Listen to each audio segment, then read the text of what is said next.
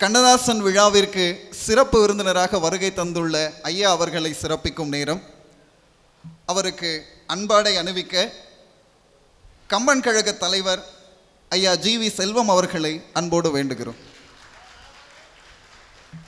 அவருக்கு நினைவு பரிசு வழங்கி பாராட்ட செயலாளர் சோலைநாதன் ஐயா அவர்களை அன்போடு வேண்டுகிறோம். தமிழ் மீது தீரா காதலோடு தமிழ் பணி ஆற்றி வரும் ஐயா அவர்கள் இன்று இந்த அரங்கில் விழா பேருரை ஆற்றுவது நாம் செய்த பாக்கியம். ஒரே ஒரு நிகழ்வை மட்டும் இந்த இடத்தில் சொல்லி அவரை விழா பேருரை ஆற்ற அன்போடு அழைப்பது சரியாக இருக்கும் என்று எனக்கு தோன்றுகிறது. அவர் எத்தனையோ நூல்களை படைத்திருக்கிறார், இந்த தமிழ் உலகத்திற்கு தந்திருக்கிறார். அதில் மிக முக்கியமான ஒரு நூல் காமராசரும் கவிராசரும் எனும் நூல். அந்த நூலில் கவியரசர் பற்றி தனது என்ன கருத்தியலை ஒரு இடத்தில் இப்படி சொல்வார்: என் இலக்கிய மனக்கொக்கு பசித்து பறந்த போது அது தங்கும் தடாகமாக நிரம்பி வழிந்தது கவியரசர். கவியரசர் கண்ணதாசனை எந்த அளவிற்கு உள்வாங்கி இருந்தால் இப்படி ஒரு வாசகத்தை சொல்ல இயலும் என்பதை உங்களுடைய கவனத்திற்கே நான் விட்டுவிடுகிறேன். கவியரசரின் பன்முகத்தன்மை எனும் பொருளில் இந்நிகழ்வில் விழா பேருரையாற்ற இதோ ஐயா தமிழருவி மணியன் அவர்கள். அற்புதமான இந்த இலக்கிய விழாவிற்கு தலைமை வகிக்கின்ற என் இனிய நண்பர் திரு விஸ்வநாதன் அவர்களுடைய திருமகன் செல்வம் அவர்களே, என்னளவில் கண்ணதாசனை பற்றி சிந்திப்பதும் கண்ணதாசனை பற்றி பேசுவதும் ஒரு சுகானுபவம். எப்பொழுதெல்லாம் எனக்கு மனச்சோர்வு ஏற்படுகிறதோ அந்த நேரங்களிலெல்லாம் என் சோர்வை அகற்றுகின்ற அருமருந்து கண்ணதாசனுடைய கவிதைகள், திரைப்பட பாடல்கள், கண்ணதாசனுடைய புஷ்பமாலிகா, கண்ணதாசனுடைய குறுங்காவியங்கள் என்று சொல்லிக்கொண்டே போகலாம். என் வீட்டில் ஏறக்குறைய ஒரு 8000த்திற்கும் மேற்பட்ட புத்தகங்களை நான் சேமித்து வைத்திருக்கிறேன். இப்பொழுது எனக்கு 77 வயது நடந்து கொண்டிருக்கிறது. 55 ஆண்டுகளாக நான் தமிழ் கூறும் நல்லுலகில் தொடர்ந்து உரையாற்றி கொண்டே இருக்கிறேன். பல்வேறு நூல்கள் என்னுடைய அறையில் அணிவகுத்து இருந்தாலும் கண்ணதாசனுக்கென்று தனியாக ஒரு இடத்தை வகுத்து ஏறக்குறைய கண்ணதாசனுடைய எல்லா படைப்புகளையும் அங்கே நான் குவித்து வைத்திருக்கிறேன். வேண்டுகிற பொழுதெல்லாம் அவற்றை தேடி எடுத்து படிப்பேன். என் பள்ளி பருவம் தொட்டே கண்ணதாசனோடு கைகோர்த்து நடந்தவன் நான். வாழ்க்கையில் எனக்கென்று சில பெருமித உணர்வுகள் உண்டு. இலக்கிய உலகத்தை பொறுத்தவரையில் கண்ணதாசன் மீது எல்லையற்ற காதல் கொண்டவன் நான் நூல் பிடித்தார் போல் நெறி சார்ந்து என்னுடைய வாழ்வை இன்று வரை அமைத்து கொண்டிருக்கிறேன் என்றால் அதற்கு தீபம் நா பார்த்தசாரதி என்கின்ற அற்புதமான மனிதன் எழுதிய குறிஞ்சி மலர், பொன்விலங்கு, ஆத்மாவின் ராகங்கள் என்ற 3 புத்தகங்கள் தான். சின்னஞ்சிறு பருவம் தொட்டே நாப்பாவினுடைய எழுத்துக்களை படித்து ஒழுக்கம் நிறைந்த நெறி சார்ந்த வாழ்வினை இறப்பு என்னை தழுவுகிற இறுதி நாள் வரை நான் கடைபிடிக்க வேண்டும் என்று எனக்குள் கொண்டு வந்து சேர்த்த பெருமகன் நாப்பா. அதே போன்று படைப்பிலக்கிய உலகத்தில் சராசரிக்கும் கீழே விழுந்து கிடக்கக்கூடிய மனிதர்களையெல்லாம் இலக்கிய பீடத்தில் அமர்த்தி அவர்கள் பக்கம் நம்முடைய விழிகளை திருப்பச் செய்த மாபெரும் படைப்பாளி ஜெயகாந்தன் மீது எனக்கு அளவற்ற காதல் உண்டு. இந்த 3 பேர் மீது எனக்கு எல்லையற்ற பெருங்காதல் உண்டு. எனக்குள்ள பெரும் பேறு இந்த 3வரையும் நான் சந்தித்திருக்கிறேன். இவர்களோடு மேடைகளில் ஒன்றாக பேசியிருக்கிறேன். கண்ணதாசன் பேசுவதற்கு இசைந்து பேசாமல் போன மேடைகளில் கண்ணதாசனுக்கு பதிலாக நான் பேசியிருக்கிறேன்.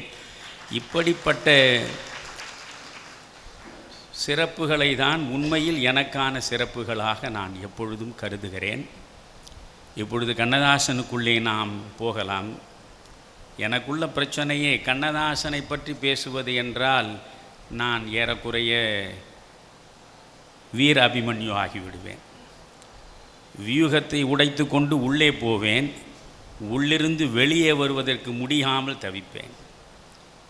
காரணம், எந்த இடத்தில் நிறுத்திவிட்டு விடைபெற்று கொள்வது என்று புரியாது. பேச பேச பேச கண்ணதாசனுடைய பல்வேறு படைப்புகள் உள்ளுக்குள் இருந்து ஊற்றென பெருக்கெடுக்கும்.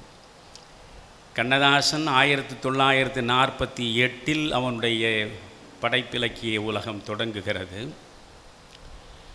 1981 கண்ணதாசன் கண்மூடினார். இடைப்பட்ட காலத்தை நீங்கள் யோசித்து பாருங்கள். 1948 தொடங்கி 81 வரையில் அவருடைய படைப்புகள் பலதரப்பட்டவை. அவர் முதலில் எழுதியதும் ஒரு காதல் கவிதை தான். காவியத்தாயின் இளைய மகன், காதல் பெண்களின் பெரும் தலைவன் என்று தன்னை அறிமுகப்படுத்தி கொண்டவன் அல்லவா கண்ணதாசன். பாரதியினுடைய முதல் கவிதையும் காதல் கவிதை தான். மதுரையிலே இருந்து வெளிவந்த ஒரு இதழில் பாரதி எழுதி அது பதிவு செய்யப்பட்ட முதல் கவிதை காதல் கவிதை தான். அதேபோன்று கண்ணதாசன் எழுதியதும் காலை குளித்தெழுந்து கருஞ்சாந்து பொட்டுமிட்டு கருணாக பாம்பெனவே கார்கூந்தல் பின்னலிட்டு காத்திருந்தேன் கடைக்கண்ணால் அவன் வரவை பார்த்திருந்தேன் என்பதுதான் கண்ணதாசன் எழுதிய முதல் கவிதை. ஆக முதல் கவிதை க என்கின்ற முதல் எழுத்திலிருந்து தான் தொடங்குகிறது. கண்மூடுவதற்கு முன்பு அவன் கடைசியாக எழுதிய கவிதையும் கருவறையில் இருந்து கல்லறை முடிக என்று கா என்கிற எழுத்திலே தான் கவிதையை எழுதிவிட்டு அவன் ககனம் நோக்கி சென்று விட்டான். அதேபோன்று திரைப்பட பாடல்களை நீங்கள் திரும்பி பார்த்தாலும் முதலில் 1950களில் கன்னியின் காதலி என்கிற திரைப்படத்தில் அவன் எழுதியது தான் கலங்காதிரு மனமே உன் கனவெல்லாம் நனவாகும் ஒரு தினமே. ஆக கண்ணதாசனின் சினிமா பாடல்கள் காவிலே தான் தொடங்கியது. கண்ணதாசனுடைய கடைசி பாடலை நான் சொல்ல வேண்டியதில்லை. கண்ணே கலைமானே என்று இளையராஜாவுக்கு எழுதி கொடுத்துவிட்டு காரில் ஏறுவதற்கு முன்பு ராஜாவை தனியாக அழைத்து, ராஜா நீ ஒரு வகையில் கொடுத்து வைத்தவன், ஏன் கவிஞரே அப்படி சொல்கிறீர்கள்? இல்லை, இனிமேல் நான் சினிமா பாட்டு எழுதப் போவதில்லை. இது ஒரு விதமான அறச்சொல். நான் இனி சினிமா பாடல் எழுதப் போவதில்லை என்று சொல்லிவிட்டு தான் அமெரிக்காவிற்கு போனார். அதுதான் அவருடைய கடைசி பாடல். அந்த பாடலை கேட்கிற பொழுதெல்லாம் நான் கரைந்து விடுவேன். கண்ணே கலைமானே கன்னி மயிலென கண்டேன் உனை நானே, அந்திப்பகல் உனை நான் பார்க்கிறேன், ஆண்டவனை இதைத்தான் கேட்கிறேன். ஊமை என்றால் ஒரு வகை அமைதி, ஏழை என்றால் அதிலொரு அமைதி. அந்த பாடல் முழுவதையும் நீங்கள் கேட்டால் எப்படி உருகி உருகி காதல் கொண்டு நேசிக்கக்கூடிய நெஞ்சம் இப்படித்தான் பேசும். நீயோ கிளிப்பேடு பண்பாடும் காதல் குயில் பேடு, ஏனோ தெய்வம் சதி செய்தது, பேதை போலே விதி செய்தது. இந்த வார்த்தைகளை பாருங்கள். ஏனென்றால் அவள் சித்தம் சுவாதீனம் அற்றவளாக இருக்கிற நிலையில் ஏனோ தெய்வம் சதி செய்தது, பேதை போலே விதி செய்தது.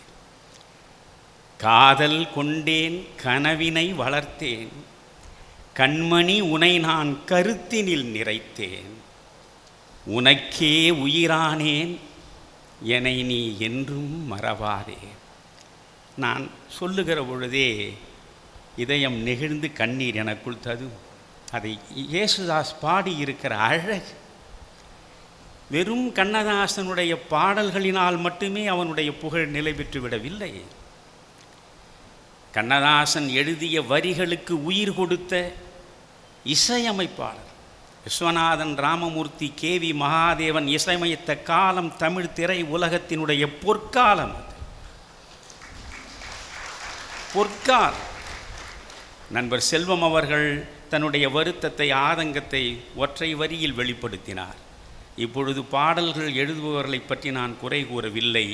ஆனால் பாடலின் பொருளை புரிந்து கொள்வதற்கு முடியாதபடி இசையினுடைய கூடுதல் சேர்க்கை தடுப்பு சுவராக தடுத்து விடுகிறது என்றார். அன்றைக்கு எப்படி ஒரு 3-4 இசைக்கருவிகளை வைத்துக்கொண்டு எந்த மாதிரி அமரத்துவமான பாடல்களை அவள் வழங்கியிருக்கிறார். உனக்கே நான் உயிரானேன், எந்நாளும் என்னை நீ மறவாதே, நீ இல்லாமல் எது நிம்மதி, நீயே எந்த காதல் சன்னதி. அதை இயேசுதாஸ் பாடுகிற பொழுது நீங்கள் கேட்க வேண்டும். இப்பொழுது நான் உங்களிடம் சொல்கிறேன், பல இடங்களில் இப்பொழுது பேசுகிற பொழுது இதை ஒரு கடமையாகவே நான் வைத்து கொண்டிருக்கிறேன். நான் குறிப்பிட்டு சொல்லக்கூடிய பாடல்களை அன்பு கூர்ந்து நீங்கள் யூடியூபில் போய் போட்டு பாருங்கள். அது ஒரு உலகம். உங்கள் உணர்வுகளை மிகவும் மேன்மைப்படுத்துகின்ற ஒரு அற்புதமான உலகத்தில் நீங்கள் உலாவ முடியும். எனவே அந்த பாடலை எத்தனை முறை நான் கேட்டிருப்பேன், எண்ணிக்கையெல்லாம் கிடையாது. கண்ணே கலைமானே, அந்த பாடலை கேட்கிற பொழுதெல்லாம் படுபாவி, இதுதான் என் கடைசி பாடல் என்று சொல்லிவிட்டு போய் கண்மூடி விட்டானே. இப்படி கண்ணதாசனுடைய கவிதைகளை பார்த்தாலும் காவில் தொடங்கி காவில் முடிகிறது. திரைப்பட பாடல்களை எடுத்துக்கொண்டாலும் காவில் தொடங்கி காவில் முடிகிறது. இவையெல்லாம் அதிசயங்கள் தான். கண்ணதாசனுடைய படைப்பு காலம் பற்றி சொன்னேன். 1948 தொடங்குகிறது. நீங்கள் கண்ணதாசனை புரிந்து கொள்ள வேண்டுமென்றால் வெறுமனே சினிமா பாடல்களை மட்டும் கேட்டுவிட்டு ஆஹா ஒரு மகா கவிஞன் இந்த மண்ணிலிருந்து மறைந்து விட்டான் என்று புலம்புவதால் பயனில்லை. கண்ணதாசனுடைய 7 கவிதை தொகுதிகளுக்குள்ளே நீங்கள் செல்ல வேண்டும். 7 கவிதை தொகுதிகள், ஒரு தொகுதியில் 500 பாடல்கள் வீதம் 6 திரையிசை பாடல் தொகுதிகள். உள்ளே சென்று பாருங்கள். கண்ணதாசனின் புஷ்பமாலிகாவை வாழ்வில் ஒரு முறையாவது படித்து பாருங்கள். இனிமையும் நீர்மையும் தமிழ் எனலாகும் என்று சொன்னானே, தமிழ் எவ்வளவு இனிமையானது, தமிழ் எவ்வளவு அழகானது, தமிழ் எவ்வளவு இதயத்தை ஈர்க்கக்கூடியது என்று நீங்கள் புரிந்து கொள்ள வேண்டுமா? புஷ்பமாலிகாவை ஒரு முறை படித்து பாருங்கள். என்ன நடை அது! கலீல் ஜிப்ரானுடைய ப்ராஃபட்டை படிக்கிற பொழுது எனக்குள் எந்த மாதிரியான உணர்வு வருகிறதோ, ஆஸ்கார் வைல்டினுடைய ஆங்கில நடையில் ஈடுபடுகிற பொழுது எனக்கு எந்த விதமான மகிழ்ச்சி ததும்புகிறதோ, அது போன்ற ஒரு நடை. நண்பர்களே, கவிஞர்கள் கவிதை எழுதுவார்கள், ஆனால் உரைநடையின் சிகரத்தில் போய் அவர்கள் நின்றதாக வரலாறு கிடையாது. கவிதையிலும் உரைநடையிலும் ஒரே நேரத்தில் சாதித்தவன் பாரதி. 100 ஆண்டுகளுக்கு முன்னாலேயே பாரதி எழுதிய ஞானரதத்தை படித்து பாருங்கள். தமிழா அது? தமிழ் உரைநடையாக தளர்நடை போட்ட காலம் அது. தமிழ் உரைநடையாக தளர்நடை போட்ட காலத்தில் பாரதி பேனா பிடித்து எழுதிய ஞானரதத்தை ஒரு முறை படித்து பாருங்கள். எப்படிப்பட்ட மகா கவிஞன் உரைநடையிலும் சாதித்திருக்கிறான் என்று. அதுபோன்று உரைநடையிலும் சாதித்தவர்கள் கவிதையிலும் உரைநடையிலும் என்றால் ருஷ்ய இலக்கியங்களில் புஷ்கினை சொல்லுவார்கள், ஆங்கில இலக்கியங்களில் T.S. எலியட்டை சொல்லுவார்கள். தமிழ் இலக்கியம் என்று எடுத்துக்கொண்டால் பாரதி, பிறகு கண்ணதாசன். உரைநடையை அன்பு கூர்ந்து படிக்க வேண்டும். அதுதான் கண்ணதாசனின் பன்முக பரிமாணங்கள் என்று தலைப்பு கொடுத்தேன். வெறும் திரைப்பட பாடல்களில் மட்டும் கண்ணதாசன் இல்லை. அவன் எதை சொன்னாலும் வார்த்தைகள் அவ்வளவு சுகமாக வந்து சேரும், சந்தம் இயல்பாகவே வந்து சேரும். ஷெல்லியை பற்றி ஒரு விமர்சகன் எழுதினான்.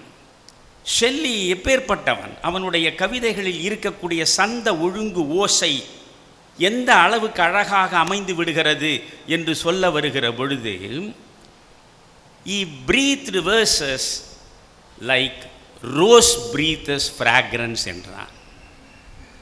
ஒரு ரோஜா மலர்ந்த நிலையில் மனத்தை வைத்திருப்பதைப் போல, மனத்தை சுவாசிப்பதைப் போல ஷெல்லி ஒவ்வொரு கவிதையிலும் அந்த சுகத்தை கொடுத்தான்.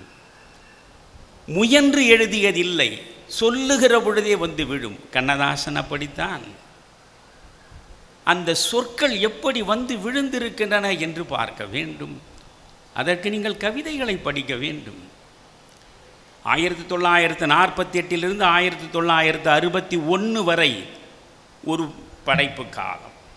கண்ணதாசனுடைய 7 கவிதை தொகுதிகளில் முதல் 3 கவிதை தொகுதிகள் போற்றுதலும் தூற்றுதலுமாகத்தான் இருக்கும். முழுக்க அரசியல் சார்பில் தான் அந்த நேரத்தில் தலைவனாக ஏற்றுக்கொண்டவரை போற்றுவதும், பிறகு அந்த மனிதனை விட்டு வேறொருவரை ஏற்றுக்கொள்ளுகிற நிலையில் முன்னால் ஏற்ற தலைவனை தூற்றுவதும், இந்நாளில் ஏற்றுக்கொண்ட தலைவனை போற்றுவதுமாக வெறும் தூற்றல்களும் போற்றுதலுமாகத்தான் இருக்கும். ஆனால் அந்த நடை, அதில் உள்ள உணர்ச்சி அற்புதத்திலும் அற்புதமாக இருக்கும்.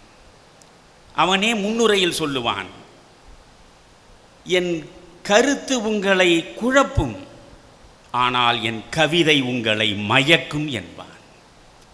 ஏனென்றால் முரண்பட்ட கருத்துக்களை கொடுத்ததனால் கண்ணதாசனுக்கு உண்மையிலேயே எதுதான் அவனுடைய இலக்கு, எதுதான் அவனுடைய பார்வை, எதுதான் அவனுடைய பயணம் தெரியாமல் குழம்புகிறோம். என்னுடைய கருத்து உங்களை குழப்பும், ஆனால் என் கவிதை உங்களை மயக்கும் என்றார். நண்பர்களே, 1961 திராவிட முன்னேற்ற கழகத்தை விட்டு வெளியே வந்து விடுகிறான். பிறகு 61 62 63 இடைப்பட்ட காலத்தில் தமிழ் தேசிய கட்சியை ஈவிகே சம்பத்தோடு தொடங்குகிறான். அது அந்த நேரத்தில் எழுதுகிற கவிதைகள். பிறகு 63 காங்கிரஸில் 2.5 கலந்து விட்ட பிறகு 77 வரையில் அரசியல் கோலம்தான், அரசியல் ஆரவாரம்தான். கண்ணதாசனுடைய அரசியல், அதில் அவன் செலவழித்த நேரம், செலவழித்த பணம், அவன் விரயமாக்கிய வாழ்நாட்கள் எல்லாவற்றையும் யோசிக்கிற பொழுது பாரடைஸ் லாஸ்ட்டை வழங்கிய மில்டன் தான் என் கவனத்திற்கு வருகிறான். இன்று வரையில் உலகமே கொண்டாடக்கூடிய அமர காவியம் பாரடைஸ் லாஸ்ட், இழந்த சொர்க்கம், ஆடம் அண்ட் ஈவ் பற்றி. அந்த பாரடைஸ் லாஸ்ட்டை எழுதிய மில்டன் தன்னுடைய வாழ்வின் பெருங்காலத்தை அரசியல் குப்பைகளை விமர்சிப்பதிலும், அரசியல் ரீதியாக விமர்சனங்களை வைத்து பகையை சம்பாதிப்பதிலும் தான் செலவழித்திருக்கிறான்.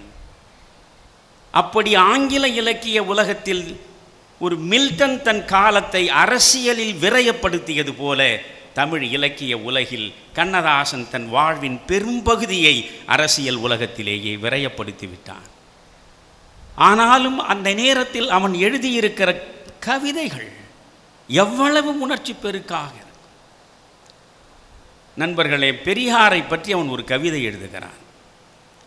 நான் ஒவ்வொருவரையும் அவன் இழித்தும் பேசியிருக்கிறான், பழித்தும் பேசியிருக்கிறான். அவற்றை நான் புறந்தள்ளி விடுகிறேன், அவை நமக்கு தேவையில்லை. பெரியாரை பற்றி எழுதுகிறான். பெரியாருடைய முழு வாழ்க்கையையும் அந்த ஒரு கவிதையில் அவனால் சொல்ல முடிகிறது. ஊன்றி வரும் தடி சற்று நடுங்கக்கூடும், உள்ளத்தின் உரத்தினிலே நடுக்கமில்லை. தோன்ற வரும் வடிவினிலே நடுக்கம் தோன்றும், துவளாத கொள்கையிலே நடுக்கமில்லை. வான் தவழும் வெண்மேக தாடி ஆடும், வளமான சிந்தனைக்கோர் ஆட்டமில்லை. ஆன்றவிந்த பெரியார்க்கும் பெரியார், எங்கள் ஐயாவுக்கு இணை அவரே மற்றோர் இல்லை. நீதிமன்றின் நீதிக்கும் நீதி சொல்வார், நெறிகெட்டு வளைந்ததெல்லாம் நிமிர்த்தி வைப்பார். சாதி எனும் நாகத்தை தாக்கி தாக்கி சாகடித்த பெருமை அவர் தமிழ் அவருக்கே உண்டு. சாதி எனும் நாகத்தை தாக்கி தாக்கி சாகடித்த பெருமை அவர்க்கே உண்டு. நாதியிலார் நாதி பெற நாப்படைத்தார். 45 கோடி மக்களுக்கும் பேதமிலா வாழ்வு தர பிறந்து வந்தார். பிறப்பினிலே பெரியாராய்த்தான் பிறந்தார்.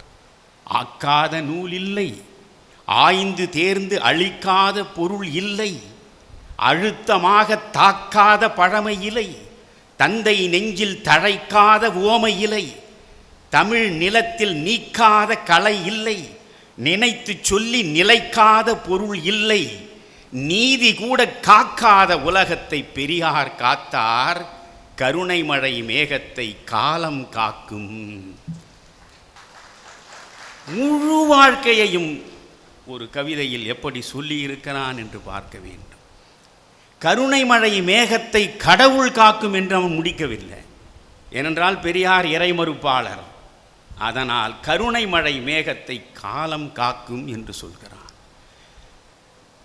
என்னுடைய தமிழ் கண்ணதாசனில் இருந்துதான் தொடங்கியது. என்னுடைய அரசியலும் கண்ணதாசனில் இருந்துதான் தொடங்கியது. நான் பல நேரங்களில் பதிவு செய்திருக்கிறேன். மாநில கல்லூரியில் நான் படித்த காலத்தில் 1966 தொடங்கி 69 வரை 4 மணிக்கு அத்தனை மாணவ மாணவியரும் கலைந்து விடுவார்கள். அன்றைக்கு இருந்த மாநில கல்லூரி ஒரு அற்புதமான சோலை வனம். அது அழகழகான பூக்கள் பூத்த மரங்கள் நிறைந்த சோலை. அது அந்த சோலையில் 4 மணிக்கு பிறகு கடல் அலைகளின் ஆரவாரம் மட்டும்தான் காற்று கொண்டு வந்து காதுகளில் சேர்க்கும். அப்படி ஒரு ரம்மியமான சூழலில் ஒரு மரத்தடியில் உட்கார்ந்து கொண்டு கண்ணதாசனுடைய கவிதைகளை படிப்பது தான் அன்றைய வழக்கமாக எனக்கு இருந்தது. அப்படி நான் படித்து கொண்டே வருகிற பொழுது காமராசர் தாலாட்டு என்ற ஒரு கவிதை என் கண்ணில் பட்டது. அதற்கு முன்பு காமராசரை பற்றி எனக்கு ஒன்றும் தெரியாது. தங்கமணி மாளிகையில் தனிவயிர பந்தலிட்டு திங்களென்றும் சிங்கமென்றும் சீராட்டி பேருரைத்து திருநாள் அலங்கார சிலை போல் அலங்கரித்து, ஒவ்வொரு வார்த்தையாக பாருங்கள். வண்ணமலர் தொட்டிலே வடிவம் அசைந்ததில்லை, வாழ்த்தொழிக்க பெற்றெடுத்த மகனாக வந்ததில்லை. பாடுமணி வையை பனித்திருக்கும் பூஞ்சோலை, ஆடுமிளம் பூங்கொடிகள், அஞ்சுமிளம் மானினங்கள், கொஞ்சவரும் பாண்டியனார் குடியிருந்த மாமதுரை. மாமதுரை நாட்டில் மறவர் படை நடுவே தேமதுர தமிழ் பாடும் திருநாடார் தம்குலத்தில் வாழையடி வாழை என வந்த தமிழ் பெருமரபில் ஏழை மகன் ஏழை என இன்னமுதே நீ பிறந்தாய். நிமிர்ந்தால் தலை இடிக்கும், நிமிர்ந்தால் தலை இடிக்கும், நிற்பதற்கே இடம் இருக்கும் அமைவான ஓர் குடிலில் ஐயா நீ வந்துதித்தாய். கொட்டிலே தோன்றி குவலயத்தில் பேரெடுத்து இட்டமுடன் சேர்ந்தார்க்கு இறைவனென தோற்றமுற்ற இயேசுபிரான் மேற்றிசையில், இளையபிரான் கீர்த்திசையில். சத்தியமே வேதம், சமத்துவமே வாழ்க்கையென இத்திசையில் ஓர் நாள் இளவரசாய் வந்துதித்த புத்தர் பிரான் நேபாளம், புனிதர் பிரான் விருதுநகர். படித்து கொண்டே வருகிறேன். தங்கமே, தன்னிலவே, தன் பொதிகை சாரலே, சிங்கமே என்று அழைத்து சீராட்டும் தாய் தவிர சொந்தமென்று ஏதுமில்லை. துணை இருக்க மங்கை இல்லை, தூய மணி மண்டபங்கள் தோட்டங்கள் எதுவுமில்லை. ஆண்டி கையில் ஓடிருக்கும் அதுவும் உனக்கிலையே. அப்படியே அந்த கவிதை புத்தகத்தை மூடி வைத்துவிட்டு கண்மூடிய நிலையில் அமர்ந்து காமராஜரை நான் தரிசனம் செய்தேன். என் மனம் சிந்தித்தது. சமூக நலனுக்காக சகலத்தையும் துறந்து விடுகிற ஒரு சந்நியாசியின் கையிலே கூட சொந்தமாக ஒரு திருவோடு இருக்கும். அப்படி ஒரு ஓடு கூட இல்லாத ராஜ ரிஷி இந்த தமிழ் மண்ணில் வாழ்ந்தான். என் கண்முன்னால் நரம்போடும் சதையோடும் உலவினான். எனக்கு கண்ணதாசன் தான் இனம் காட்டினான். சொந்தம் தனை நாடார், சொத்து சுகம் நாடார், பொன் நாடார், பொருள் நாடார், பெற்ற அன்னையையும் நாடார். நாடொன்றை நாடி தன் நலமொன்றும் நாடாத நாடாரை நாடினே. ஒரு மனம் ஒன்றே எண்ணம்.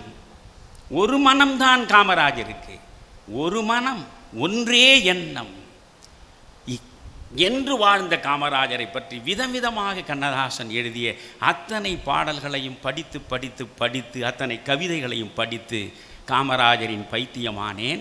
67 அவர் தேர்தல் களத்தில் தோற்றார் என்ற செய்தி கிடைத்த பொழுது தன்னலமற்ற ஒரு துறவிக்கு இப்படி ஒரு தோல்வியா? தாழ முடியாத நெஞ்சமும் அழுகை நிறைந்த கண்ணுமாகத்தான் நான் திருமலைப்பிள்ளை வீதியிலே சென்று அவர் பாதங்களில் விழுந்து என்னுடைய அரசியலை தொடங்கினேன். ஒரு காமராஜர் எப்படி வாழ்ந்தாரோ அப்படித்தான் கடைசி வரை வாழ்வது என்று என் நெஞ்சுக்குள் நேர்ந்து கொண்டேன். அதனால் எனக்கென்று ஒரு சொத்தும் இல்லை, எனக்கென்று ஒரு சதுரடி நிலமும் கிடையாது. சொந்தம் என்று எதையும் வைத்து கொள்ளாமல் அவனைப் போல் 10 வேட்டி சட்டை, இப்பொழுது வேட்டி கட்டுவதில் சிரமம் இருப்பதனால் ஒரு வெள்ளை பேண்ட் போடுகிறேன், அவ்வளவுதான். மற்றபடி காமராஜரை போலவே வாழ்ந்து சாக வேண்டும் என்பதை தவிர எனக்கு எந்த ஆசையும் இல்லை. இதற்கும் கண்ணதாசன் தான் காரணம். கண்ணதாசனுடைய கவிதைகளை பற்றி சொன்னேன். ஒரு கவிஞன் எவ்வளவு சங்ககால புலவனுக்குரிய செம்மாந்த செருக்கோடு சொல்ல முடியும் என்பதற்கு அவனுடைய கால கணிதம் என்கிற ஒரு கவிதை போதும். தன்னை அவன் அறிமுகப்படுத்திக் கொள்கிறான்.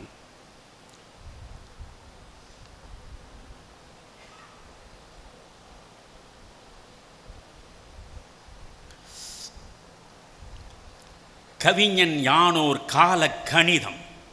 வரி வரியாக பின்தொடருங்கள்.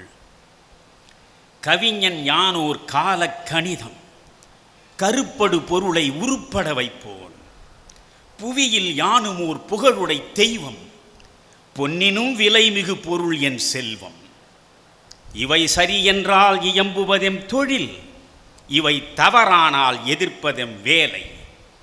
ஆக்கல் அழித்தல் அழித்தல் மூன்றும் அவனும் யானுமே அறிந்தவை அறிக.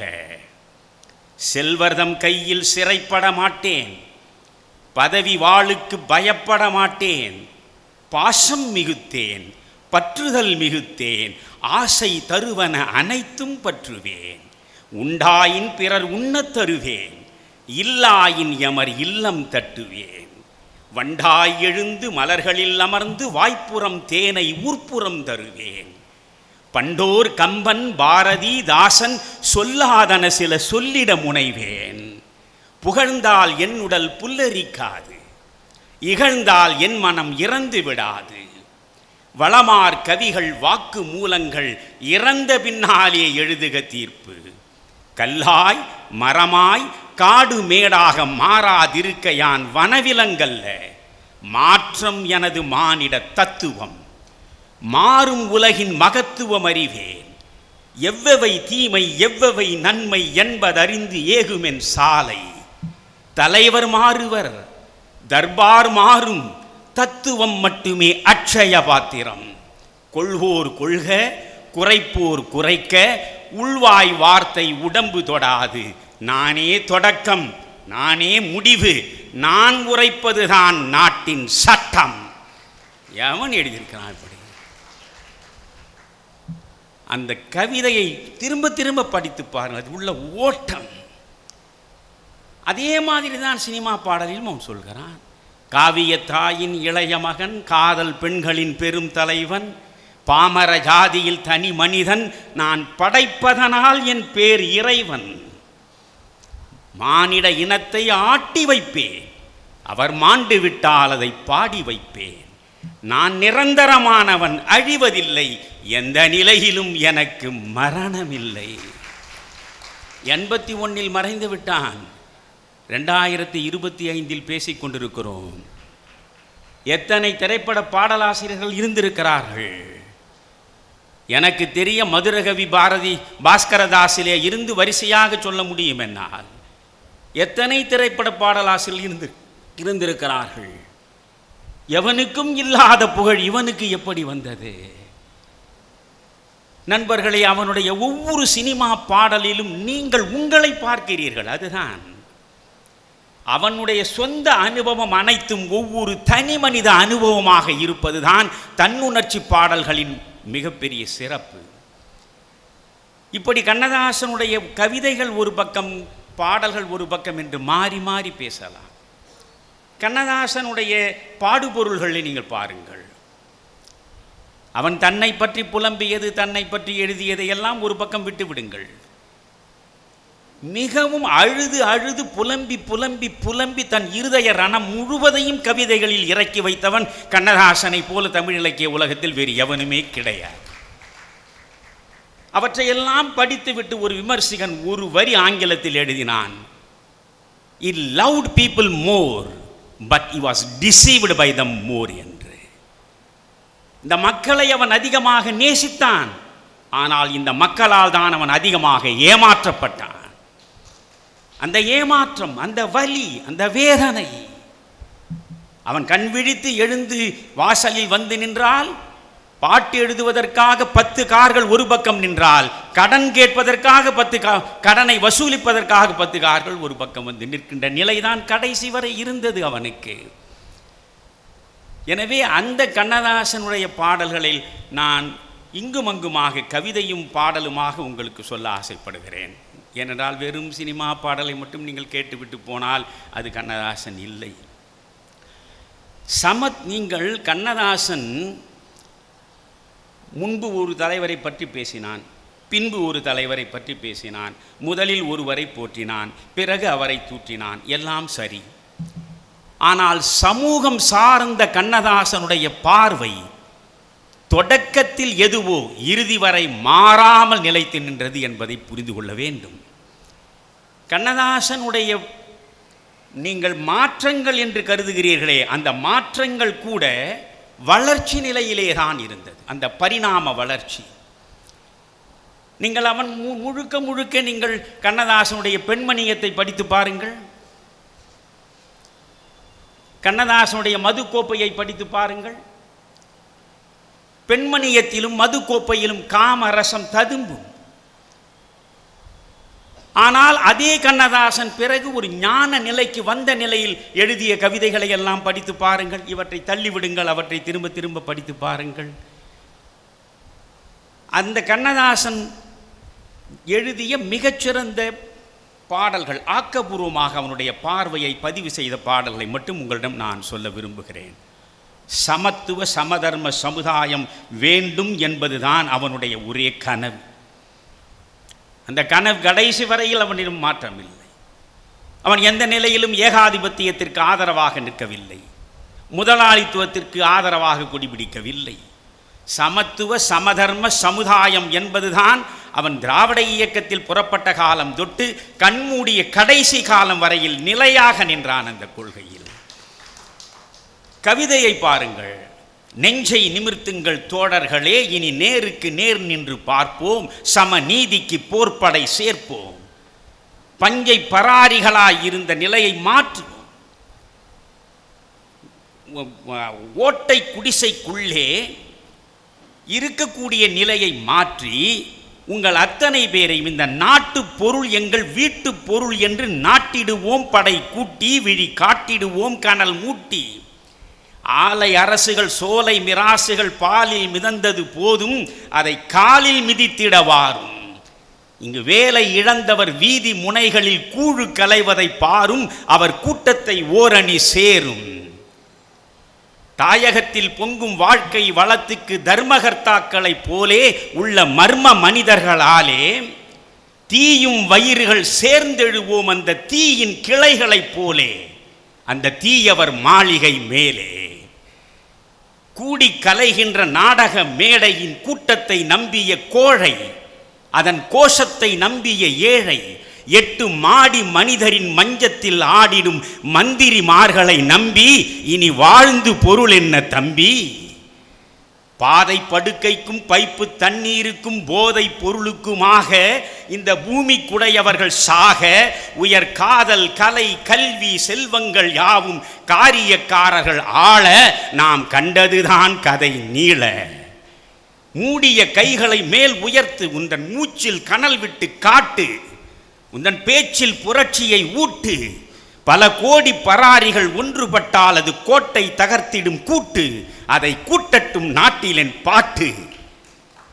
பாட்டா இந்த கவிதையை யோசித்து பாருங்கள். இப்படித்தான் அவனால் எழுத முடிந்தது. சினிமாவில் பாடல் எழுதுவதாக இருந்தாலும் இதைத்தான் அவன் எழுதினான். சொர்க்கத்தில் இருந்து நரகம் வரை நாம் எல்லோரும் அறிந்தது 2 வாழ்க்கை முறை. சொர்க்கத்திலிருந்து நரகம் வரை நான் சொல்லாமல் தெரிவது 2 வாழ்க்கை முறை. அது என்ன? 2 வர்க்கம். ஒரு ஏழை வர்க்கம், இன்னொன்று பணக்கார வர்க்கம். இந்த 2 வர்க்கத்துக்கு இடையே இருக்கக்கூடிய முரண்பாடுகளை அவ்வளவு அழகாக இந்த பாடலில் சொல்லியிருப்பான். நான் சொல்லுகிற இந்த பாடல்களை எல்லாம் நீங்கள் யூடியூபில் போய் கேட்டு பாருங்கள். சொர்க்கத்தில் இருந்து நரகம் வரை நான் சொல்லாமல் புரியும் வாழ்க்கை முறை, வர்க்கத்தில் 2 வாழும் வரை இந்த மண்ணில் ஏது நல்ல நீதிமுறை.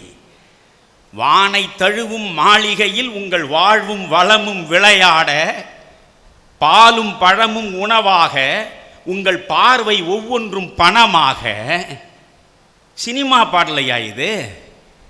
கண்ணதாசன் எழுதிய சினிமா பாடல். வானை தழுவும் மாளிகையில் உங்கள் வாழ்வும் வளமும் விளையாட, பாலும் பழமும் உணவாக, உங்கள் பார்வை ஒவ்வொன்றும் பணமாக, பூனை உறங்கும் அடுப்பினில் பெண்கள் கண்ணீர் வழிந்தோட. 2 மாறுபட்ட நிலை காட்டுகிறான். கோடி கோடி ஆடைகளில் உங்கள் கொஞ்சம் இளமை மெருகேறும், ஆடி பாடி வாழ்வதிலே உங்கள் ஆசையின் வேகம் சுவையேறும், மாற்றி உடுக்கும் ஆடையில்லாமல் இங்கே மேனி முழுவதும் வெளியாகும். 2 வர்க்கத்தை ஒரு சினிமா பாடலில், இவ்வளவு நீண்ட பாடல் கூட தேவையில்லை, ஒரு பாடலில் 2 வரியில் ஒரு மார்க்சிஸ்ட் கூட இதை சொல்ல முடியாது. 2 வரி தான். எவ்வளவு செறிவாக அவனால் சொல்ல முடிகிறது வர்க்க வேற்றுமையை. பசிவர அங்கே மாத்திரைகள், பட்டினியால் இங்கு யாத்திரைகள். பசி வரல, அவ்வளவு உண்ட கொழுப்பு, உண்டு கொழுத்து கிடக்கிற கூட்டம் பசி வர வேண்டும் என்று மாத்திரை சாப்பிடுகிறது. பசிக்கு உணவு இல்லாமல் ஒரு கூட்டம் யாத்திரை செல்கிறது. பசி வர அங்கே மாத்திரைகள், பட்டினியால் இங்கு யாத்திரைகள். 2 வரிதான். அவனே தோன்றி நடித்து 3 படங்கள். அவனுக்கு பாட வேண்டும் என்று நிறைய ஆசை இருந்திருக்கிறது. மலேசியாவில் போய் அவன் பேசுகிற கூட்டங்களிலெல்லாம் நிறைய பாடி இருக்கிறான். சென்னை மெரினாவிலே கூட காமராஜர் உயிரோடு இருக்கிற பொழுது சித்திரை திருவிழா நடத்திய நேரம், அப்போ நான் இளைஞர் அமைப்பில் இருக்கிறேன். அந்த இடத்தில் சிங்கப்பூரிலிருந்து அவர் வந்த நேரம், அழகாக ஒரு சில்க் சட்டையை போட்டுக்கொண்டு பேண்ட்டை போட்டுக்கொண்டு வந்து நின்று பார்த்தேன் சிரித்தேன் பக்கத்தில் அழைத்தேன் பாடலை அவரை பாடத் தொடங்கிவிட்டார். பாட வேண்டும் என்று அவ்வளவு ஆசை. விஸ்வநாதன் தன்னுடைய வாழ்க்கை வரலாற்றை எழுதியிருப்பதில் ஒரு இடத்தில் அழகாக சொல்கிறார். பாவ மன்னிப்பு படத்திற்கு பாடல் எழுதி கொண்டே இருந்தார், நான் இசையமைத்து கொண்டே இருந்தேன். நான் இவர் இதை சொன்னார் அவர் அதை சொன்னார் என்று அவரவர் போக்கில் சொல்லக்கூடிய கதைகளை எல்லாம் நான் எங்கேயும் சொல்லி எனக்கு பழக்கம் கிடையாது. நான் எதை சொன்னாலும் அதற்கென்று ஒரு ஆதாரம் இருக்கும். அதனால் விஸ்வநாதன் இது பதிவு செய்திருக்கிறார். MS விஸ்வநாதன் அவருடைய வாழ்க்கை வரலாறு புத்தகத்தில் பாவ மன்னிப்பில், வந்த நாள் முதல் இந்த நாள் வரை வானம் மாறவில்லை, வான்மதியும் மீனும் கடல் காற்றும் நதியும் குடியும் மலரும் மண்ணும் எதுவும் மாறவில்லை, மனிதன் மாறிவிட்டான். அழகான பாடல் அது இல்லையா? அந்த பாடலை அவர் மெட்டு போட்டார், மெட்டுக்கு இவர் எழுதி விட்டார். உடனே விச்சு இந்த பாட்டை நான் தான் பாடணும். நல்ல கவிஞன்னு பேர் எடுத்திருக்கிற, நல்லா பாட்டு எழுதுகிறேன்னு எல்லாரும் பாராட்டுறான், பாடி பேருக்கு எடுத்துக்காத. கடைசி வரை விடவில்லை அவர் என்று விச்சு சொல்கிறார். பிறகு அதை TMS பாடியிருப்பார். என்ன பாடல் அது! நிலை மாறினால் குணம் மாறுவான், பொய் நீதியும் நேர்மையும் பேசுவான், தினம் ஜாதியும் வேதமும் கூறுவான், அது வேதன் விதி என்றோதுவான். தினம் ஜாதியும் வேதமும் கூறுவான், அது வேதன் விதி என்றோதுவான். இன்பமும் காதலும் இயற்கையின் நீதி, ஏற்ற தாழ்வுகள் மனிதனின் ஜாதி. வரி வரியாய் நீங்கள் பார்க்க வேண்டும். 2 வரிகளாக கண்ணதாசனுடைய பாடல்களை ஆயிரக்கணக்கில் சொல்லிக்கொண்டே போகலாம். அப்படிப்பட்ட பாடல்கள் கண்ணதாசனுடையவை.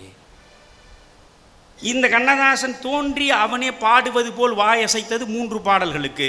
ஒன்று இரத்த திலகத்தில் அவன் ஒரு கோப்பையிலே என் குடியிருப்பு. அதை வைத்துக்கொண்டு அன்றைக்கு மேடைகளில் எப்படிப்பட்ட விமர்சனங்கள் எல்லாம் வந்தன. எந்த விமர்சனம் குறித்தும் அவன் கவலைப்படவே இல்லை. அவனே சொல்கிறான், நான் என்னை குடிகாரன் என்று எல்லா மேடைகளிலும் விமர்சனம் வைத்தார்கள். பார்த்தேன், வீட்டிற்கு உள்ளே குடிப்பதை விட்டுவிட்டு எல்லோரும் பார்க்கிறார் போல் வீட்டுக்கு வெளிவாசலில் உட்கார்ந்து கொண்டு நான் குடிக்க ஆரம்பித்தேன் என்கிறான். என்ன சொல்கிறான் அவன்? எதிலும் ஒளிவில்லை, மறைவில்லை. திறந்த புத்தகமாக தன் வாழ்க்கையை அவன் வாழ்ந்திருக்கிறான். வாழ்ந்ததை அப்படியே பதிவு செய்திருக்கிறான். அவனே சொல்கிறான், எப்படி வாழ வேண்டும்? நீ மகாத்மாவின் சுயதரிசனத்தை, சத்திய சோதனையை படி.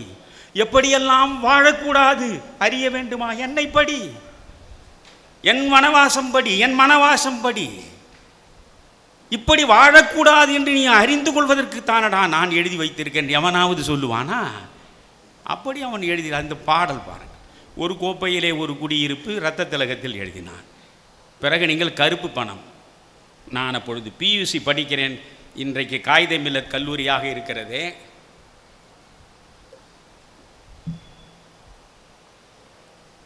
அப்பொழுது ஆண்கள் கலைக்கல்லூரியாக இருந்தது.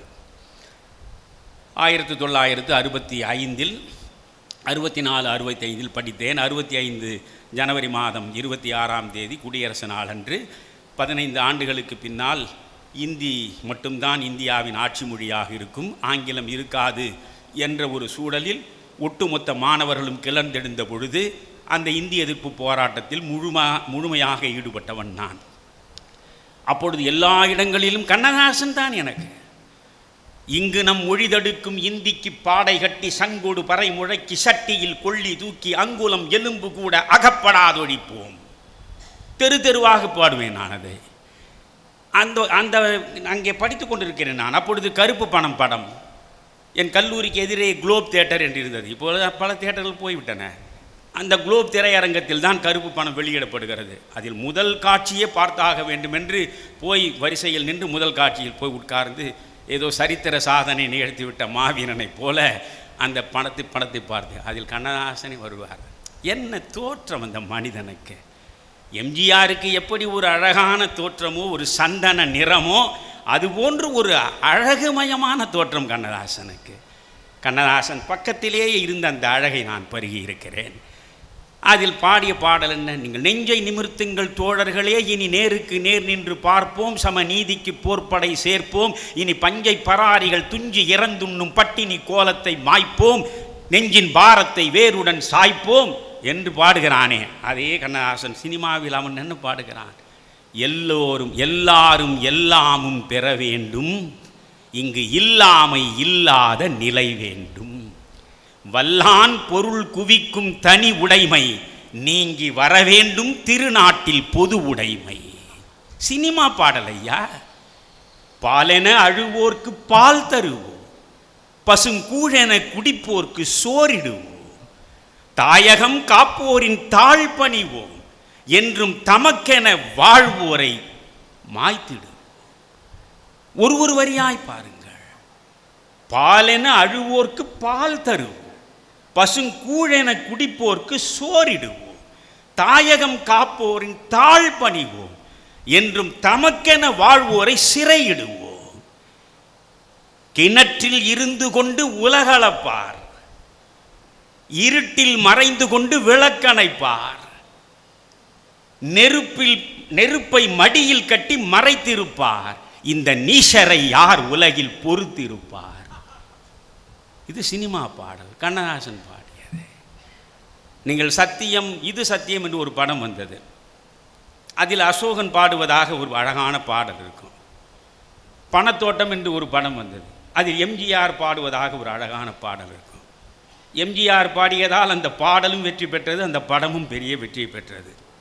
அசோகன் பாடியதால் அந்த பாடல் பெரிதாக உங்களுக்கு சேரவில்லை, அந்த படமும் பெரிதாக எடுபடவில்லை. ஆனால் அந்த சத்தியம், சத்தியம் இது சத்தியம், எல்லாம் வல்ல இறைவனின் ஆணை சொல்லப்போவது யாவையும் உண்மை என்று சொல்ல. என்ன வரிகள் அதில்! பஞ்சை போட்டு நெருப்பை மறைப்பவன் பைத்தியக்காரனடா, பாவம் தீர்க்க பணத்தை இறைப்பவன் பச்சை மடையனடா, நெஞ்சுக்கு நீதியை மறைத்தே வாழ்பவன் நிச்சயம் மிருகமடா, நீதியிலும் தன் வேர்வையிலும் தினம் வாழ்பவன் தெய்வமடா. இது ஒரு சாதாரண திரைப்பட பாடல். இதை அசோகன் பாடுவதாக இருக்கும், போய் பாருங்கள் அதை, சத்தியம் இது சத்தியம் என்று. அதே மாதிரி இதில் என்னதான் நடக்கும் நடக்கட்டுமே, அந்த பாட்டுக்காகவே பணத்தோட்டம் அப்படி ஓடியது. என்னதான் நடக்கும் நடக்கட்டுமே, இருட்டினில் நீதி மறையட்டுமே, தன்னாலே வெளிவரும் தயங்காதே, ஒரு தலைவன் இருக்கிறான் மயங்காதே, பின்னாலே தெரிவது அடிச்சுவடு, முன்னாலே இருப்பது அவன் வீடு, நடுவினிலே நீ விளையாடு, நல்லதை நினைத்தே போராடு. எங்காவது வார்த்தை வருவதற்கு தடை இருக்கிறதா பாருங்கள். பின்னாலே இருப்பது அடிச்சுவடு, நான் நடந்து வந்த காலடிச்சுவடு, கடந்து விட்ட வாழ்க்கை, முடிந்து விட்ட காலம், பின்னாலே வருவது, பின்னாலே தெரிவது அடிச்சுவடு, முன்னாலே இருப்பது அவன் வீடு, நாம் போக போகிற இடம், செத்த பிறகு சேரப்போகிற இடம், முன்னாலே இருப்பது அவன் வீடு, நடுவினிலே நீ விளையாடு, அழாதே புலம்பாதே, நடுவினிலே நீ விளையாடு, நல்லதை நினைத்தே போராடு. 4 வரியாக படியுங்கள்.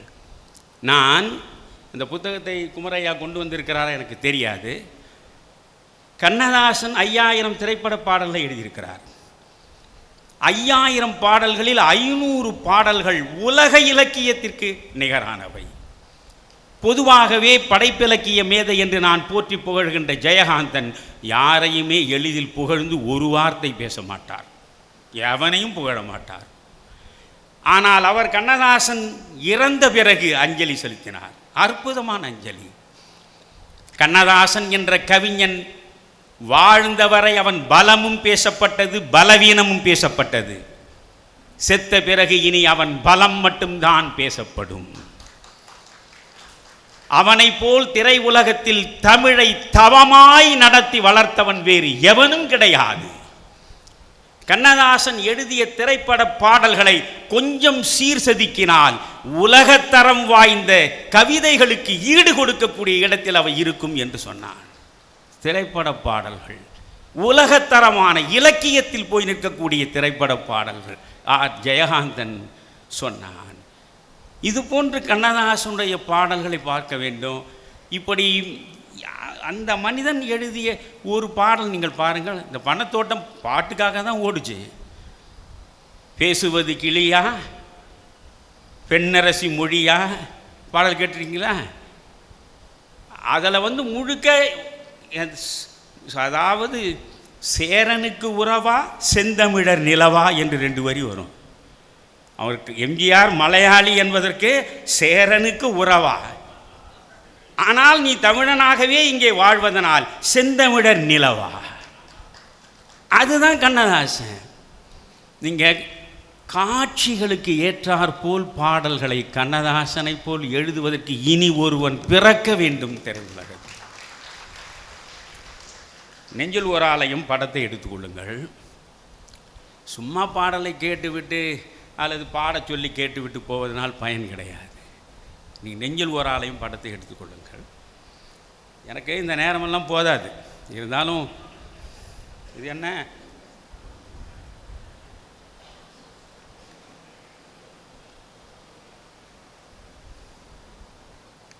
அதில் நான் என்ன சொல்கிறேன், வெறும் கண்ணதாசனுக்கு மட்டும் நான் அந்த பெருமையை தரமாட்டேன். அதை விஸ்வநாதன் ராமமூர்த்தி எப்படி அதை கொண்டு வந்து நம்மிடம் சேர்த்திருக்கிறான். இப்பொழுது நெஞ்சில் ஒரு ஆலயம் படம் உங்களுக்கு தெரியும். இளம் பிள்ளைகள் இருந்தால் அவர்களுக்கு நான் பரிந்துரை செய்கிறேன். இந்த தக்கு லைஃபு, புக்கு லைஃபு, அது இது என்று கண்ட படங்களை பார்த்து போதை மயக்கத்தில் மூழ்கி கிடக்கிற இளைய சமுதாயத்திற்கு நான் சொல்கிறேன், நீங்கள் எல்லாம் துரதிர்ஷ்டசாலிகள் என்னுடைய பார்வையில். என்னை போல் அதிர்ஷ்டம் செய்தவர்கள் இல்லை நீங்கள். இந்த திரைப்படங்களுக்கு என்னை என் தாய் அழைத்து கொண்டு போனாள். என் தாயோடு தான் பாகப்பிரிவினை பார்த்தேன், என் தாயோடு தான் பாவ மன்னிப்பு பார்த்தேன், என் தாயோடு தான் பாலும் பழமும் பார்த்தேன். இந்த 3 படங்கள், அந்த 3 படங்களில் உள்ள காட்சிகள், அந்த 3 படங்களில் கவிஞருடைய பாடல்கள், வெறும் 3 படங்களை வைத்துக்கொண்டு மட்டும் நான் நாள் கணக்கில் பேசுவேன். இன்றைக்கு அது போன்ற படங்களை உங்களால் இன்றைக்கு பார்க்க முடிகிறதா? நான் பார்ப்பதே கிடையாது. அதைவிட நேரத்தை கொல்லுகிற வேலை எதுவும் கிடையாது. வாழ்வின் அர்த்தமிழந்து போனவர்கள் தான் அது போன்ற படங்களை பார்த்து கொண்டிருப்பார்கள். ஆனால் கண்ணதாசனை பொறுத்தவரை இந்த நெஞ்சில் ஒரு ஆலயம் போய் பாருங்கள். ஒரு செட்டில் ஒரு 20-24 நாட்களில் ஸ்ரீதரை எடுத்த ஒரு காவியம் அது. அவளுடைய கணவன் கேன்சர் வியாதி, அவனுக்கு அறுவை சிகிச்சை நடக்கப் போகிறது. நாளை அறுவை சிகிச்சை நடக்கப் போகிறது. அறுவை சிகிச்சை செய்யக்கூடிய மருத்துவன் இவளுடைய முன்னாள் காதலன் என்பது இவனுக்கு தெரிந்து விடுகிறது. உடனே இவன் சொல்கிறான், நாளை அறுவை சிகிச்சை நடக்கும், அது வெற்றி பெறும் என்று நான் நம்பவில்லை. நீ நம்புகிறாய், நான் நம்பவில்லை. நான் ஒரு கால் மரணித்து விட்டால் இந்த மருத்துவரை நீ எனக்காக திருமணம் செய்து கொள்ள வேண்டும் என்று சொல்கிறான். எனக்கு இப்பொழுது பார்த்தால் அப்பனே ஒரு பெண்ணை காதலிக்கிறான், பிள்ளையே அந்த பெண்ணை துரத்தி காதலிக்கிறான். அதுதான் தக் லைஃப் என்று பிறர் சொல்ல கேட்டிருக்கிறேன், அவ்வளவுதான். அப்பனும் பிள்ளையும் ஒரே பெண்ணை துரத்தி காதலிப்பதாக இன்றைய சமூகம், அந்த அளவுக்கு பண்பாட்டு வளர்ச்சி இது. ஆனால் அவன் இப்படி சொல்கிறான், நான் இறந்த பிறகு நீ விதவையாகிவிடக்கூடாது. கண்ணதாசன் கவிதையில் அழகாக சொல்வான், மங்கள கணவன் மாண்டதும் அவளும் மாழ்வதே விதி என வகுத்தோம். மங்கள கணவன் மாண்டதும் அவளும் மாழ்வதே விதி என வகுத்தோம். மறுமணம் செய்வதை, பெண்மக்கள் மறுமணம் செய்வதை தடுத்தோம். பொங்குமோர் பருவம் பொசுங்குமே என்னும் புத்தி இல்லாமலே கழித்தோம். இங்கு நாம் பெண்மைக்கு இடர் செய்தோம் அன்று இதுவரை என்ன நான் செய்தோம் என்று அந்த கவிதை வரும். அதே மாதிரி இந்த பாடலில் நீ நாளை வேறொருவனை திருமணம் செய்து கொள் என்று சொல்லுகிற பொழுது இவர் எழுதுகிறார். அதை அவன் விஸ்வநாத ராமமூர்த்திக்கு அந்த பாராட்டு சேர வேண்டும் அல்லவா? அதை எப்படி அவன் இசை அமைக்கிறான், அதை எப்படி சுசீலா பாடுகிறார். நான் வியந்து போனேன். ஆஸ்திரேலியாவுக்கு தொடர்ந்து 4 ஆண்டுகள் ஒரு மாதம் சென்று நான் எல்லா இடங்களிலும் பேசிய பொழுது ஒருவர் என்னை சந்தித்தார். ஐயா, 30 ஆண்டுகளாக நான் தொடர்ந்து ஒவ்வொரு நாளும் இந்த பாட்டை கேட்பேன். 30 ஆண்டுகளாக. அது என்ன பாட்டு? சொன்னது நீதானா. அந்த பாடலை நீங்கள் பாருங்கள். இவன் நாளை நான் இறந்து போனால் நீ அடுத்தவனை மனம் செய்து கொள் என்று சொல்கிறான் கணவன். சொன்னது நீதானா? அவளால் தாங்க முடியவில்லை. சொன்னது நீதானா? சொல் சொல் சொல் என் உயிரே. நீதானே என் உயிர், நீதானே என் வாழ்வு, நீதானே சகலமும் எனக்கு. நீயா அடுத்தவனை மணக்கும்படி சொல்கிறாய்? சொன்னது நீதானா சொல் என்று பாடல் எழுதவில்லை, அப்படி பாடல் பாடவில்லை. அது விஸ்வநாதன் ராமமூர்த்தி எப்படி பிரிக்கிறான்? சொன்னது நீதானா சொல் சொல் சொல் என் உயிரே. அடுத்த வரி பாருங்க. சம்மதம் தானா? இப்படி சொல்வது உனக்கு சம்மதம் தானா? ஏன் ஏன் ஏன் என் உயிரே? அவளால் அதை வெளிப்படுத்த முடியவில்லை, அதை ஜீரணிக்க முடியவில்லை.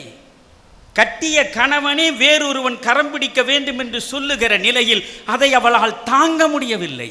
வார்த்தை விரைவாக வந்து விடவில்லை. அந்த காட்சியை ஸ்ரீதர் இவருக்கு விவரித்திருக்கிறார், கண்ணதாசனுக்கு எழுதுகிறார். சொன்னது நீதானா சொல் சொல் சொல் என் உயிரே. சம்மதம் தானா? ஏன் ஏன் ஏன் என் உயிரே.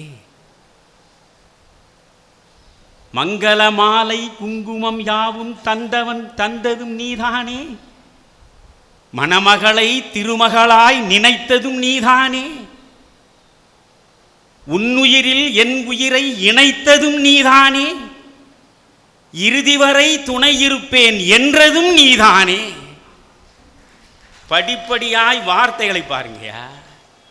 மங்கள மாலை குங்குமம் யாவும் தந்தது நீதானே, நீதானே, மணமகளை திருமகளாய் நினைத்ததும் நீதானே, நீதானே,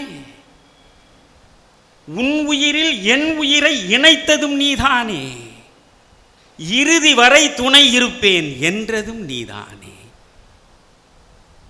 என்ன பாட்டியா அது? அதுக்கு அடுத்த சரணமெல்லாம் நீங்கள் அப்படியே சொல்லிக்கிட்டே போனேன்னா என்னை நான் மறந்துடுவேன். ஒரு கொடியில் ஒரு முறைதான் மலரும் மலரல்லவா, ஒரு மனதில் ஒரு முறைதான் வளரும் உறவல்லவா.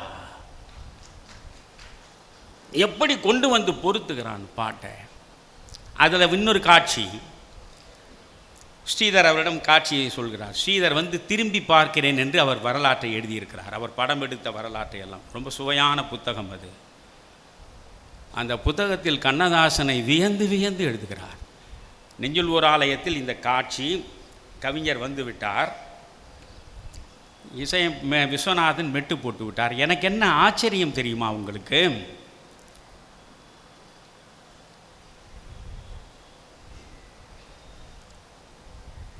சினிமா சந்தையில் 30 ஆண்டுகள் என்று கண்ணதாசனே அவருடைய அனுபவங்கள் முழுவதையும் ஒரு சின்ன புத்தகமாக எழுதியிருக்கிறார்.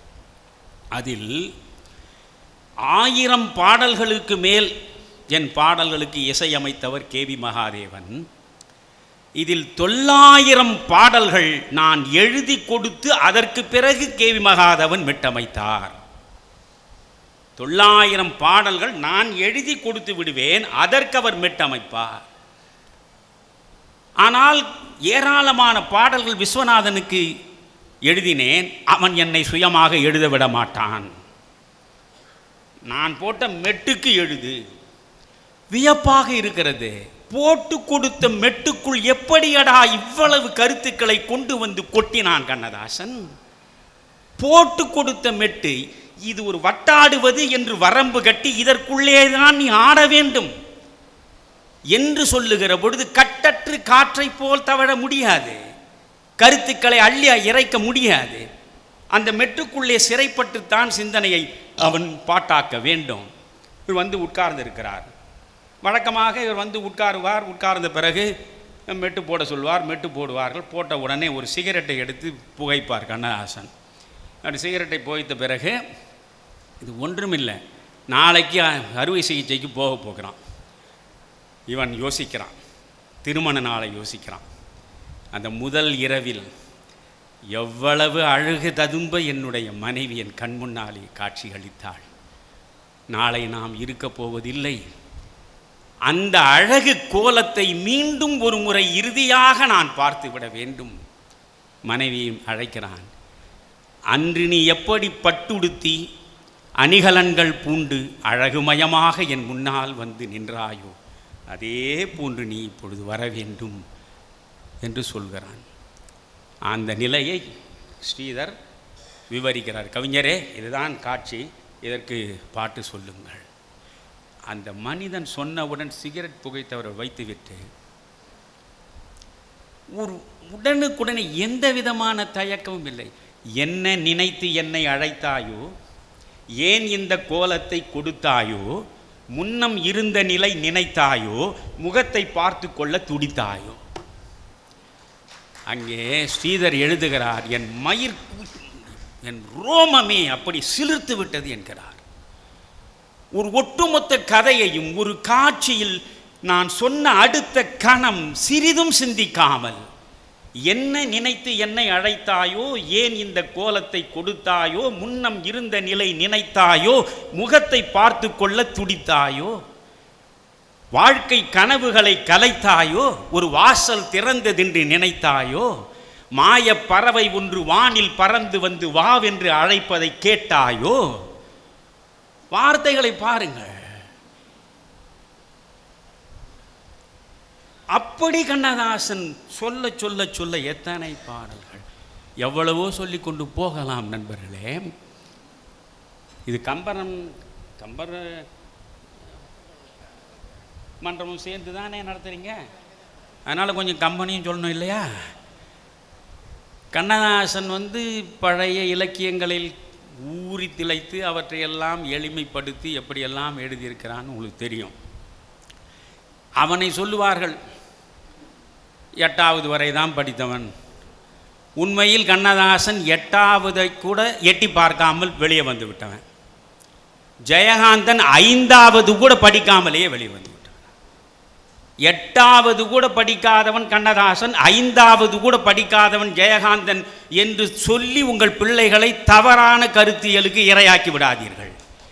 பள்ளிக்கூடம் சென்று படிக்கவில்லை, மற்றபடி வாழ்க்கை முழுவதும் தேடி தேடி தேடி தேடி படித்தார்கள். அதனால்தான் அவர்கள் படைப்பிலக்கிய உலகத்தில் கொடிகட்டி ஆண்டார்கள். எந்த சங்க இலக்கிய பாடலிருந்து நவீன இலக்கியம் வரை கையில் எது கிடைத்தாலும் படித்து பார்க்கிற பழக்கம் கண்ணதாசனுக்கு உண்டு. கண்ணதாசனே வனவாசத்தில் எழுதுகிறார். அண்ணாவோடு நான் பாண்டிச்சேரிக்கு, இப்பொழுது புதுச்சேரி என்று ஆகிவிட்டது, பாண்டிச்சேரிக்கு ஒரே காரில் போனேன். அண்ணா வழி பயணத்தில் எப்பொழுதுமே கொஞ்சம் குறிப்பதற்கு மிக்சர் பொட்டலம் அது இதெல்லாம் கிடைத்தால் வாங்குவதில் விருப்பம் காட்டுவார். வழியில் அப்படி காரை நிறுத்தி ஒரு மிக்சர் பொட்டலம் வாங்கினார். அது 2 பேரும் பகிர்ந்து கொண்டோம். பிறகு அந்த காகிதத்தை கொடுத்தார். அது கசங்கி கிடந்து அந்த காகிதத்தை பிரித்து பார்த்தேன். கல்லைத்தான் மண்ணைத்தான் காய்ச்சித்தான் குடிக்கத்தான் கற்பித்தானா, இல்லைத்தான் பொன்னைத்தான் எனக்குத்தான் கொடுத்துத்தான் ரட்சித்தானா, அல்லைத்தான் சொல்லித்தான் என்னது பார்க்க ஒரு வரிசையாக வரும். இந்த 4 வரியை கண்ணதாசன் படித்து மனசை வச்சுக்கினார். அல்லைத்தான் சொல்லித்தான் ஆரைத்தான் நோவத்தான் ஐயோ நாளும் பல்லைத்தான் திறக்கத்தான் புவியில்தான் படைத்தானா என்று வரும். அது எப்போ படித்தது. அதில் 8 இடத்துல தான் தான் தான் வரும்.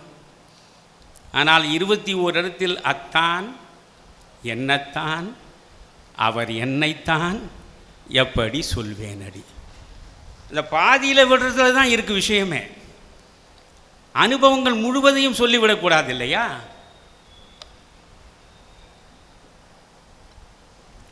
அத்தான் என்னத்தான் அவர் என்னைத்தான் எப்படி சொல்வேனடி, கையைத்தான் கொண்டு மெல்லத்தான் வந்து கண்ணைத்தான் எப்படி சொல்வேனடி, ஏனத்தான் என்னை பாரத்தான் கொஞ்சம் கேளத்தான் என்று சிரித்த பெண்ணை இழுத்தான் அழைத்தான் துடித்தான் சிரித்தான் அணைத்தான்,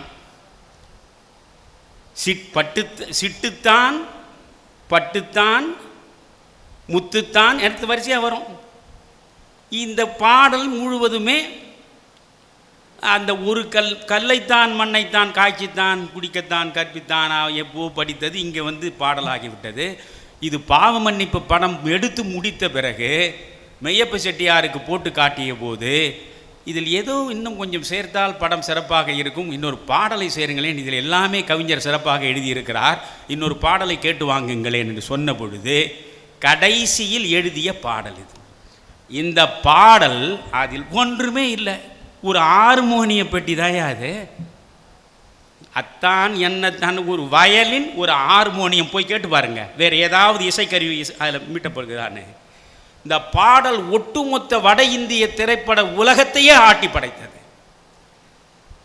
இந்தி திரைப்பட உலகத்தினுடைய குயில் லதா மங்கேஷ்கர் இந்த பாடலை கேட்டு வியந்து அந்த பாடல் இருக்கிற அந்த பகுதியை மட்டும் எனக்கு அனுப்பி வையுங்கள் என்று கேட்டதாக விஸ்வநாதன் அலி எழுதியிருக்கிறார். அந்த பாடல் ஒரு 4 வரியில், நீங்கள் வேறு ஒன்றும் இல்லை, இதெல்லாம் தனிப்பாடல் திரட்டிலிருந்து எடுக்கிறது தான். காய் காய் ஆலங்காய் வெண்ணிலவே, அந்த பாடல் ஒரு தனிப்பாடல். காய் காய் ஆலங்காய் வெண்ணிலவே, அத்திக்காய் காய் காய் ஆலங்காய் வெண்ணிலவே இத்திக்காய் காய்ந்துனக்கு என்ன பயன் பற்றிலா அவரைக்காய் கோவைக்காய் அவதியுறும் பாவைக்காய் அங்கும் இங்கும் தூது வழங்காய். இதான் வெண்பா. இதை வைத்துக்கொண்டு மனிதன் என்ன விளையாட்டு விளையாடிருக்கான்? அத்திக்காய் காய் காய் ஆலங்காய் வெண்ணிலவே இத்திக்காய் காயாதே என்னை போல் பெண்ணல்லவோ. அது பாடலை நீ கேட்க. கன்னிக்காய் ஆசைக்காய் காதல் கொண்ட பாவைக்காய் நீயும் காய் நிதமும் காய் நேரில் நிற்கும் கோவைக்காய் மாதுளங்காய் ஆனாலும் என்னுளங்காய் ஆகுமோ. அவ பாடின உடனே இவன் சொல்லுவான், இரவுக்காய் உறவுக்காய் எங்கும் இந்த ஏழைக்காய் நீயும் காய் நிதமும் காய் நேரில் நிற்கும் இவளைக்காய் உருவங்காய் ஆனாலும் பருவங்காய் ஆகுமோ. பாட்டை பாருங்க. என்னை நீ காயாதே என்னுயிரும் நீ அல்லவோ. பாடல் அப்படியே தொடரும். ஏலக்காய் வாசனை போல் எங்கள் உள்ளம் வாழக்காய் ஜாதிக்காய் பெட்டகம் போல் தனிமை இன்பம் கனியக்காய். அப்படியே நீங்க வரணுங்க.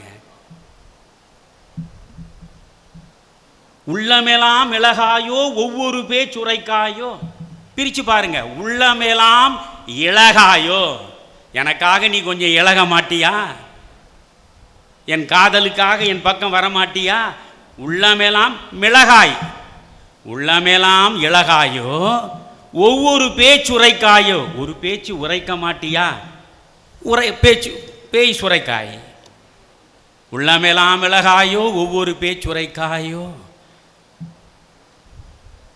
அதில் ஒரு அழகு. வெள்ளரிக்காய் பிளந்தது போல் வெண்ணிலவே சிரிக்காயோ. இப்படி அந்த பாடலை படிக்கணைய. இது ஒரு வெண்பாவை வைத்து கொண்டு பாடு.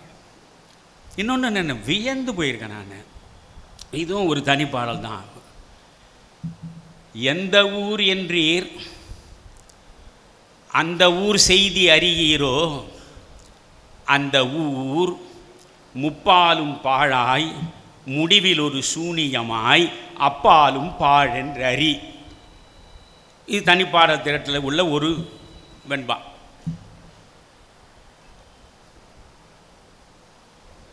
எந்த ஊர் என்றே அந்த ஊர் செய்தி அறியீரோ அந்த ஊர் முப்பாலும் பாழாய் முடிவில் ஒரு சூனியமாய் அப்பாலும் பாழென்றறி.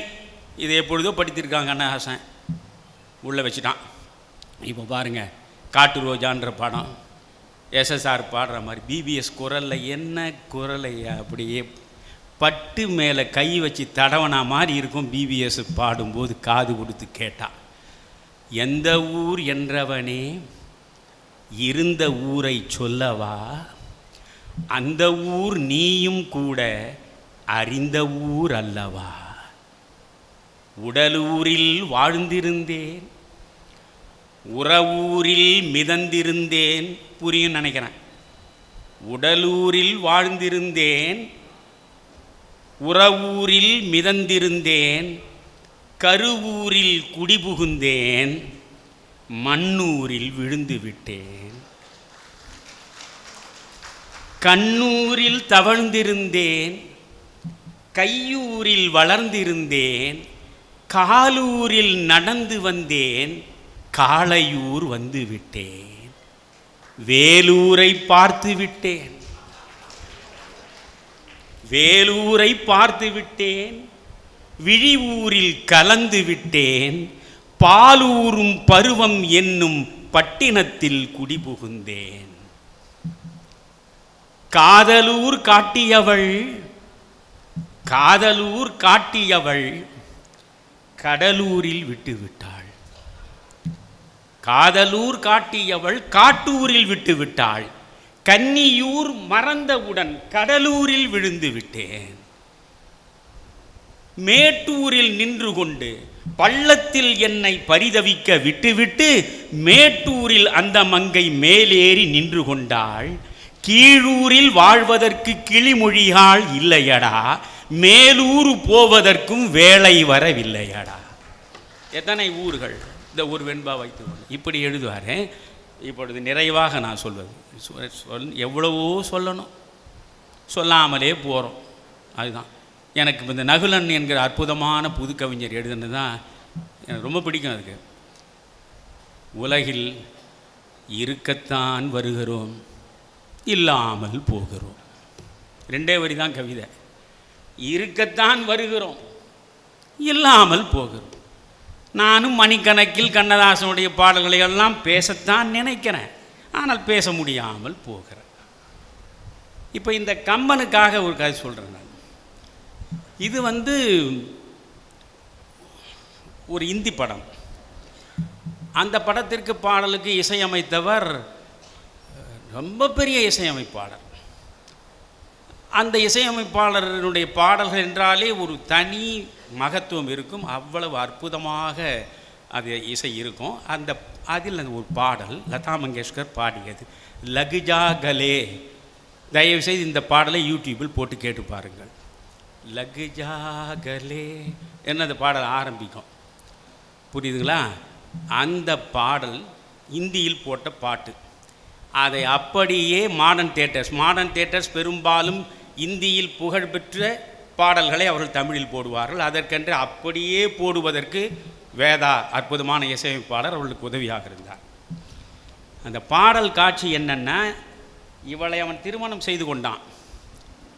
ஆனால் எல்லாரும் இவளை பேயின்னு சொல்கிறாங்க. இப்போ இவளை தன்னுடைய மனைவி என்று நெருங்குவதா அல்லது பேய் என்று ஒதுங்குவதா புரியாமல் அந்த சஞ்சலத்திலேயே இருக்கிறான். அவள் வருகிற போதெல்லாம் இவன் விலகுகிறான். இதுதான் காட்சி. இது இந்தியில் எழுதப்பட்ட பாட்டு. இந்த பாட்டை கவிஞருக்கு போட்டு காட்டுகிறார்கள். கவிஞர் எழுதுகிறார், கொஞ்சம் கேளுங்க. பெண்ணின்பம் அறியாம் பொன்மேனி தழுவாமல் பெண்ணின்பம் அறியாமல் போக வேண்டுமா? அந்த காட்சியில் ஜெயலலிதா மிக அழகாக தன்னுடைய பாவங்களை காட்டியிருப்பார். நான் ஜெயா தொலைக்காட்சியில் என்னை கவர்ந்த திரைப்பட பாடல்களை பற்றியெல்லாம் ஒரு 3 வாரத்திற்கு அவர்கள் நேர்காணல் நடத்தி அது பல முறை திரும்ப திரும்ப போட்டிருக்கிறார்கள். அது நான் அப்பொழுது சொன்னேன், ஜெயலலிதா ஒரு பேரழகி என்பதற்கு அடையாளமாக 3 படங்களை நான் சொல்லுவேன். 1 வெண்ணிற ஆடை, அடுத்து 1000ல் ஒருவன், அதற்கு அடுத்து யார் நீ. இந்த 3 படங்களில் உள்ள அந்த அழகுக்கு இணையாக பிறகு அவருடைய அழகை பற்றியெல்லாம் அதை பற்றி நான் பேச விரும்பலை. அவ்வளவு அழகு, அற்புதமான அபிநயங்களை அவர் காட்டுவார் இந்த விழி அசைவிலை. அது காரணம் சாதனா என்ற இந்தி நடிகை அதே மாதிரி நடிப்பார்.